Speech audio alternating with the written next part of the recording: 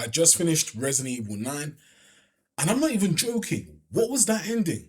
I've got questions. I've got a lot of things to discuss, guys, because man, there's a lot to unpack right here. But let's just enjoy some of my favorite moments from this game. And you still, after you stab him, yeah, you move, girl. What's wrong with you? Run, run, run, go, go, go, go, go, go, go, go, go, go. Go, go, go. Man, go, don't you stumble. Don't you stumble. Oh, that is truly a kiss of death, boy. Oh my gosh. Keep going, Grace. Do not stumble. Do not go, go, go, go, go, go, go, go, go. Do not look back. Do not look back. We don't need to look back. What? Oh, you got to be kidding me. Oh, no. There we go. Twist and kick, man. That's what I'm talking about. Oh my gosh. I feel like a beast when I'm with Leon. Oh, that, bro. Yo, that looks so wild. Why? Yo, nah, that looks so. You know what? Me and my imagination, huh?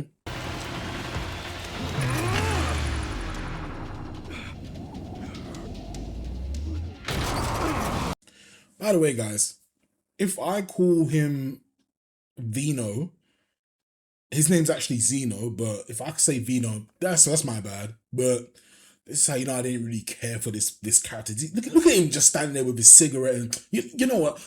Let's just get into the next part of the video. It's about to get dramatic. There's a lot to unpack, guys, but before we get to the ending, we've got to talk about this game as a whole. So let's start with the story.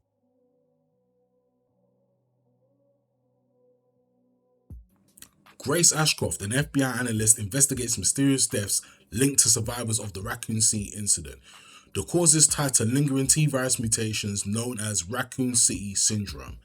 Grace is assigned to inspect a new victim at the abandoned Renwood Hotel. The hotel is personal for her because her mother, Alyssa Ashcroft, was murdered there 8 years earlier. So guys, if you don't know who Alyssa is, she was a part of a game called Outbreak, Resident Evil Outbreak, and I've got to say that it's not necessarily linked, but it's good to know who Alyssa was as a character. Then you can kind of find out a little bit of her story, what she went through during the outbreak. Inside, Grace discovers a data disk left behind by her mother. She's suddenly attacked and abducted by former Umbrella scientist Victor Gideon. Victor has been specifically searching for Grace. Why? Because he feels like she's the key. Meanwhile, Leon Kennedy, known and beloved character, DSO agent who is also suffering from RCS, is investigating the same death. Yes, guys, so that thing on his neck, we already knew Leon was infected, but we also knew that we also didn't know that, is he gonna turn? What's gonna happen to him? Is he gonna die? And that was the lingering question. And when we get to the end, we'll break that down more. Leon witnesses Victor escaping with Grace and pursues him. During the chase, Victor infects civilians with the T-virus, causing a zombie outbreak. The chaos allows Victor to escape with Grace, takes her to Rotel Chronic Care Center, and Sherry Birkin, Leon's handler. If you remember Sherry, she's the little girl. She helps track Victor as well. Within this story, guys, you expect typical Resident Evil stuff. Horror, jump scares, intense moments. You know it, you see it, it's coming, it's gonna happen. That's what we expect about Resident Evil, whether you're playing as Grace or whether you're playing as Leon. You see returning characters are in this as well.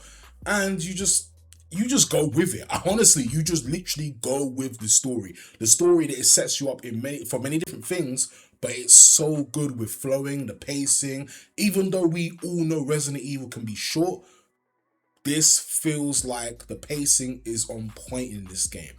Now, let's get into the next thing, which is the gameplay and features.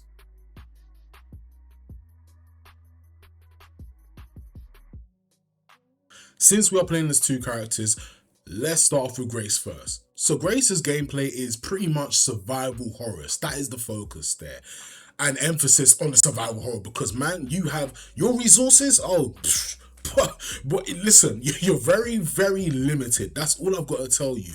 Yeah, this gameplay requires caution, and you just got to be careful because, you know, all you can really do is evade enemies, solve puzzles, again, manage your inventory slot, and use the supply box to store items, which does help, you know, if you want to like save extra health or extra guns or maybe an extra thing that you want to save for later or use later, then yeah, so be it. But man, it's like when it comes to these like zombies or whatever, it's like immune to like normal damage. Well, some of them are anyway. Like especially the girl, the monster that is stalking you is called the girl, and it is persistent as fuck. Honestly, it is literally that. And normal damage doesn't do anything, so you just gotta avoid it. It's like Mr. X or Lady D. Honestly, that's how I can put it. That's literally how I can put it. But you do have good stealth mechanics such as crouch and sneak that helps you, you know, hide under objects as well, such as tables. And then, but you gotta remember this though: the girl can track you through walls. Yes, she can track you through walls and ceilings. It is flipping scary. I've had moments like that. You guys saw early in the video. I had moments where I was scared for my life. But I'm the least to say, hey, it was great. It was a great experience. But I'm just saying I was scared for my life. That's all I can say. But you do have some distraction tools, such as throwing a glass bottle to divert certain enemies, because you're going to meet some enemies that, you know, that are blind, and you have to kind of steer them away. There's one that's carrying a flipping hospital rack. Oh my, it's really ridiculous and annoying. Like, this is so annoying. Then you have light sources, such as the lighter, the flashlight. Of course, you're going to need those to see in dark areas, but using them does attract the girl. And if you play this on high difficulties, which I will be playing at some point on insanity mode, you know, ink ribbons, you gotta use that to save at the typewriters. So luckily there was a modern mode that you could use the typewriters for to save, but just in future, just remember you gotta find those ink ribbons, where otherwise you are gonna have to do that particular part again. Now on the brighter note, you play as Leon. And when you play as Leon, guys, if you're a veteran Resident Evil guy like myself, then you know Leon comes with action-heavy gameplay. But there's still some jump scares. Don't get me wrong. There's still some moment where it does get scarce, but it's mainly action, all right? So you know Leon's going to come with his firearms, melee combat. The hatchet was such a big W, all right, as a melee weapon. I'm telling you, you can sharpen it literally while you're there in the moment of fighting enemies, and then you can just take people out. Honestly, takedowns, so sick. Because before, Leon just had a kick, he had his pistol. It was cool. We knew Leon could do combat, but I felt like this game really brought that out a lot more, especially with the takedowns, the finishes. It was just amazing to see, to do that to zombies and enemies, because sometimes you just want to get close and personal when they piss you off. That's literally what it is for me. That's what I did. That's how I felt, honestly. And when it comes to resources, there's more, like you can carry a lot more than Grace, all right? So with that, I think it's with the inventory for Leon, you have so much more that you can hold. You know, you're talking from the hatchet, from your guns, to grenades, to heals, to all sorts, right? Ammo even. So hey, and there's even a little box as well that you get that helps you like upgrade, so it helps you get guns, and you can just get body armor, things like that. So it's so important to use that briefcase system as much as you can, all right? And then of course the progression of that is if you find the BSA containers, you know, on Raccoon City, you can obviously use those things to upgrade. Then you can find treasures, killing enemies.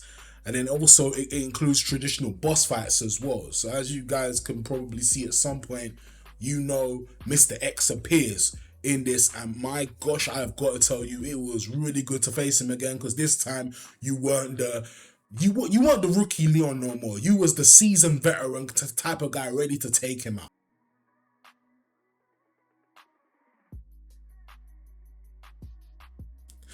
Now let's talk about the things that I did like about this game. Despite how Raccoon City ended up, it felt good to revisit it, as it was such a big part of the early RE story. And seeing it now as a wasteland, it felt like a homecoming in a weird way, because after it got nuked, we pretty much didn't know what was it gonna be? Was it gonna be rebuilt? Was it gonna just stay the same? And obviously it stayed the same clearly throughout this story. But it's still important now. And now that the fact that Victor and Vino went back there kind of shows that, hey, well, this place is important, and I'm glad it didn't just get swept under the rug completely. New items such as the hemolytic injector and blood collector make so much of a difference, guys. And that's something I didn't explain earlier, but the blood collector is basically you collect dirty blood, And what that does, it helps you, like, find ammo. No, sorry, help not find ammo, but create ammo. It helps you even create a hemolytic injector. And hemolytic injector is basically, once you stab a zombie or whatever, pretty much they explode. And it becomes so much in handy. And I feel like these two aspects were really cool. I feel like I've not seen this in any type of RE before, so I'm glad we got to kind of use this to our advantage. First and third person being an option was good because I'm not in Resident Evil 7 or 8. I'm sorry, I can't do that. I've done the first person thing with those games, and it's scary as it is, especially 7. 8, there's some action to it, so you can kind of survive a bit more. And, but needless to say, I'm glad there's third person. So thank you for that. Returning characters such as Leon, Sherry, so good to see, so good to hear from them. Not only that as well, we do get a mention of Chris. Apparently Chris is, I don't know what he's been doing, but last time we saw him was in Resident Evil 8, but he's been doing side stuff. He's been doing a bunch of side stuff, these side stories in his own thing. And then randomly, he gets his team to pop up into Resident Evil 9. And I'm just like, what is this guy doing? I'm not sure a lot of us feel that way as well. In terms of the gameplay, I actually really liked RE9 and how different it is, because of depending on who you're playing on. When you're playing as Grace, it's straight up a survival horror. Like, you're not powerful at all. You're low on resources, your inventory is limited, and most of the time you're just trying to survive, sneaking around, solving puzzles, and avoiding enemies rather than fighting them. And then there's this thing called the girl. Yeah, no, like I said, the girl was stressful, very, very stressful. You can't even fight normally. It's basically, like I said, Mr. X, Lady D, where you just have to avoid it. Hide. I hope it doesn't find you. That's literally what it's about. But the crazy part is that it's literally tracking you through walls, ceilings. Like, it's always on you. It's literally always on you. The only real way to deal with it is using the light. But even that's risky, because using a flashlight or lighter actually attracts it. So you're constantly stuck in the situation where you're like, do I stay in the dark or do I risk getting chased? Then you switch over to Leon, and it's a completely different game. His sections are way more action focused, you've got guns, more resources, and you could actually fight back properly. You've got a hatchet for parrying, you can pick up enemy weapons, there's even proper boss fights. His inventory system is also way more flexible, using like a briefcase instead of limited slots, so you've got more freedom. And I think that contrast is what makes the game interesting, because Grace's sections feel tense and stressful, while Leon's feel more like classic Resident Evil action. Even the camera changes. Grace is first person to make it more immersive and scary, while Leon is third person so you can handle the combat better. Like I said, guys, I was not putting Grace in first person. I'm not, no. I wasn't doing it. I was too scared. I ain't gonna lie, I'm not gonna lie. The first person horror stuff, not for me. But I still enjoyed the game. I still really enjoy these aspects.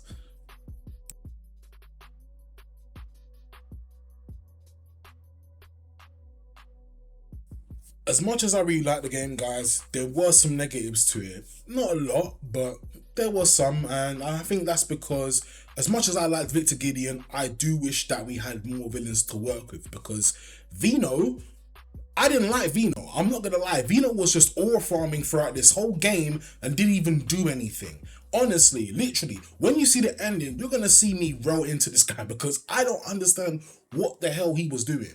Like, all he ever spoke about was Gracie or the key, but then really, you're not doing anything. Like, you're not doing anything special. You're doing the stuff that Whisker used to do. So it's like, you're just a clone, and I didn't really see the point of him, like, kind of being in the game. I mean, I get it, Whisker, you gotta have some type of Whisker element, but the thing is that without Whisker as well, there isn't a main protagonist in Resident Evil no more. So I do think Resident Evil needs to go back to having that. But of course, I don't mind the different villains that are created within this world. Next is the care center. I mean, that bit it's not bad.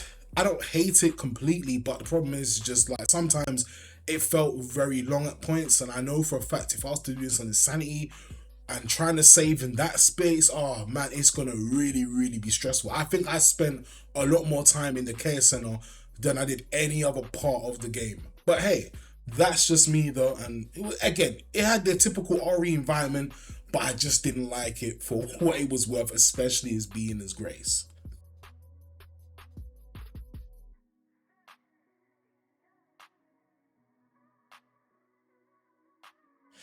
Now we can finally get into the endings. Yes, ending. There is 2 of them.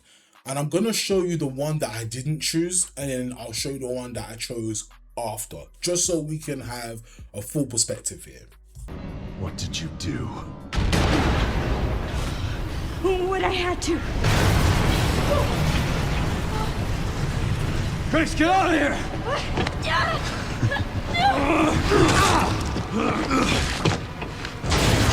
Go! Right behind you! Leon! What are you doing? Come on!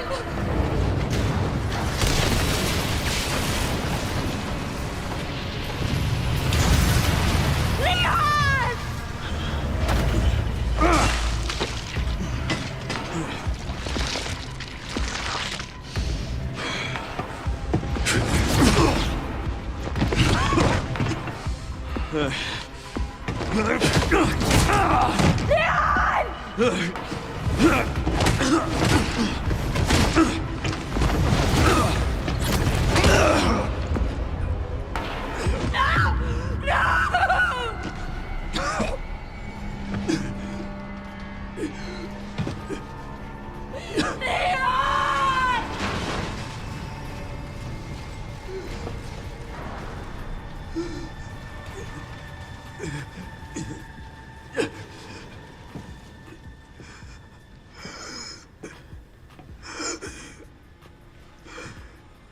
At least I could save you.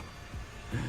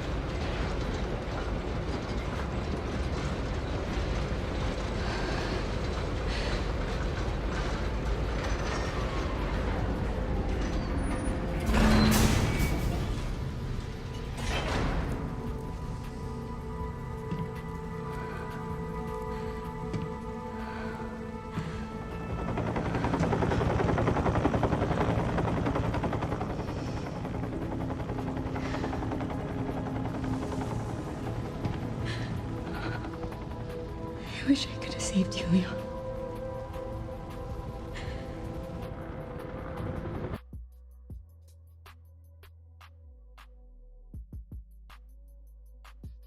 So as you can see, that was the ending that a lot of us were afraid of, Leon dying. And Leon didn't die by the T-virus mutation, he died by Vino. And I can't lie, I think I would have been pissed off. I would have been even more pissed off rather than upset.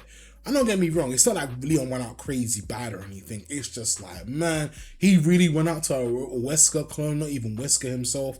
Like, you know what I mean? That's what bothered me the most. So I'm glad I picked this ending initially, but I do feel sorry for the people that picked the other ending first, if it was through your first playthrough, because one thing I will say is that when you read the files on what Spencer was saying, and especially when you watch the video of the interview between him and Alyssa, you kind of understand, they're like, oh, so he doesn't want Elpis to be like a crazy virus. He wants it to cure people, basically, from what I gathered, from what I could tell. So I was kind of happy about that. So I thought, you know what? I'm going with releasing it because it makes more sense. And also, it cured Leon. And then, of course, you get the crazy boss fight you get with him and Victor and all that. So I thought that was really good too. So Victor, he did his thing. He stood out. But Vino, man, so that clone Vino, man, and your name is Vino, you couldn't. I'm sorry, I'm just rambling here. But hey, I enjoyed the ending. I enjoyed this game as a whole. Overall, guys, Resident Evil 9 Requiem was a lot of fun. It was an experience that I definitely want to experience again. Love the story, love the gameplay. You know, I had my minor issues, but overall, this was great. This was honestly great. And it's definitely up there. Probably in my top 5 of RE games, if I'm being honest. And man, I've got to say that Capcom did their thing with this. And, you know, the voice acting, the actual story elements, the horror aspect, I was like, yes, this is what I want to feel when playing Resident Evil every time. Every single time.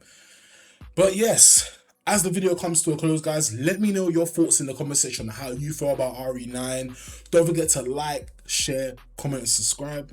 And I'll see you for the next one. I'm gone. Peace.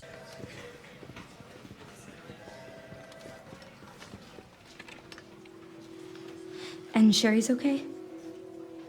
Oh, good. I'm so glad. Emily, yeah, she's doing great. I'm actually teaching her how to read. Grace. Grace.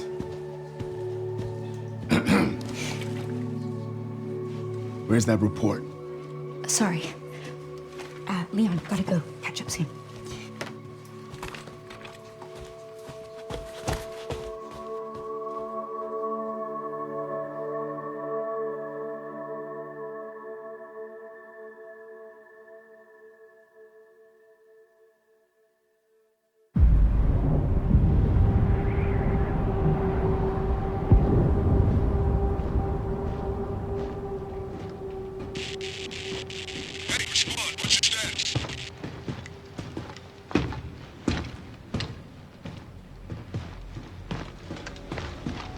Remaining BSAA forces have been neutralized. Retrieving the objective before they send in the wolves.